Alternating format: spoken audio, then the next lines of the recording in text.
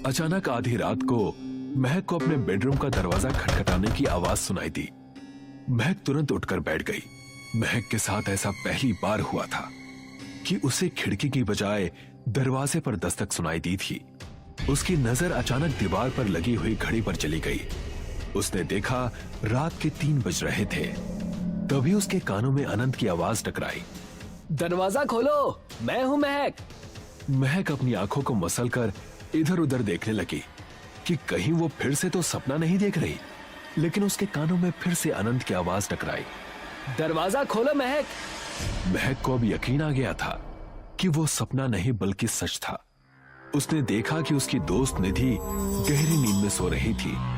महक ने उठकर दरवाजा खोला तो सामने का मंजर देखकर उसकी आंखें दहशत से फटी की फटी रह गई। उसने देखा कि अनंत का चेहरा बेहद भयानक, काला और छिपकली जैसा था, ठीक वैसा ही जैसा उसे सपने में अनंत के पीछे काली परछाई दिखाई देती थी। अनंत अपनी भयानक आंखों से महक को देखकर किसी दरिंदे की तरह हंसने लगा। महक बुरी तरह से चीखने लगी।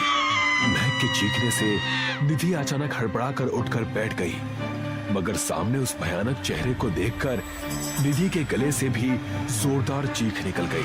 देखते ही देखते वो दरिंदा नुमा बला बिजली की रफ्तार से निधि के करीब आ गया और उसने अपने नुकीले पंजों से एक ही झटके में निधि की गर्दन उसके धड़ से अलग कर दी।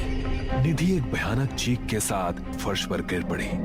ये सब देखकर महक के हाथ पैर ठंडे पड़ गए।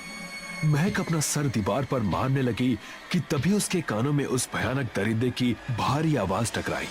सर टकराने से कोई फायदा नहीं महक, ये सपना नहीं बल्कि सच है। आवाज सुनकर महक की हैरत का ठिकाना नहीं रहा।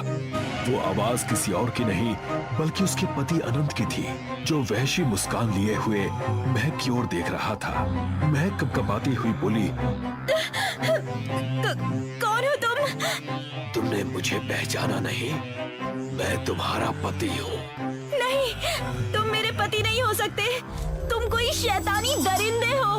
वो भयानक चेहरे वाला महक को पकड़ने के लिए आगे बढ़ा ही था कि पीछे से किसी ने आकर महक को अपनी ओर खींच लिया।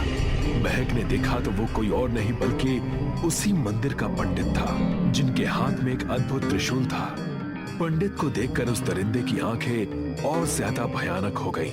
वहीं रुक जा मूर्ख, मैं जानता हूँ कि ये तेरी आखिरी शिकार है। इसके बाद तू अमर हो जाएगा और फिर खुलकर मौत का तांडव करेगा।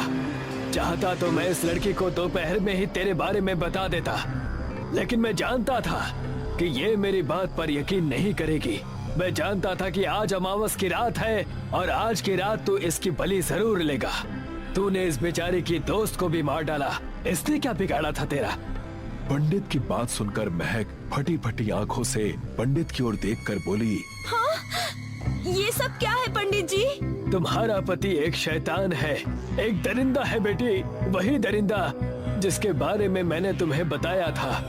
जब मैं बहुत छोटा था तब भी ये जवान था। अलग अलग शहरों में जाकर अपनी सुंदरता की जाल में लड़कियों को फंसाना और फिर अमावस की रात में उनकी बलि देकर उनका खून पी जाना, यही इसका काम है। आपको इसके बारे में इतना कैसे मालूम?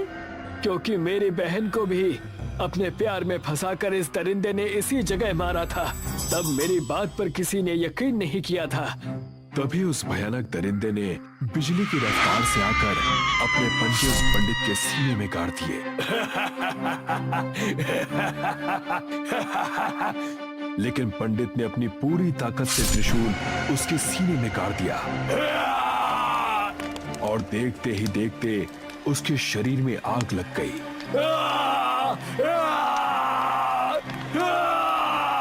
कुछ ही पलों में उसका शरीर राख में बदल गया।